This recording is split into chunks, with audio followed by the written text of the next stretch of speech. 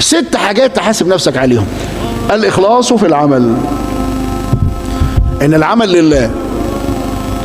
النصيحة فيه، النصيحة فيه إنك تقعد تتدرج. عارف لو بتصلي بالليل 8 ركعات، يبقى أول ركعتين حاجة لحد ما توصل لآخر 8 ركعات تبقى موهوج كده، لأنك كل ركعتين أحسن من اللي قبليهم، كل ركعتين أحسن من اللي قبليهم، كل ركعتين، وأنت قاعد إيه؟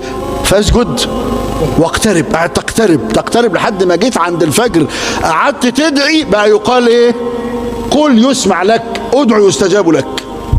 مش حصل مع سيدنا عبد الله بن مسعود والنبي ماشي بالليل مع سيدنا أبو بكر وعمر، كان عنده وماشي معاهم مروحين، وهم ماشيين سمع صوت جميل جدا فوقف عليه الصلاة والسلام، وكان رسول الله نصيت للقرآن. نصيت، يقعد ينصت يسمع القرآن لازم.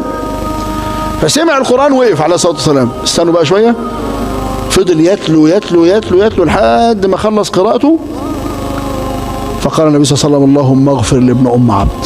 صوته حلو وتلاوته حلوة رائع.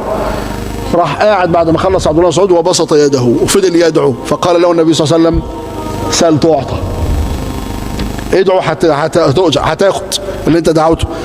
هو ده التطور، انك قاعد تتطور لحد ما وصلت لذروة في الإيمان. دي النصيحة.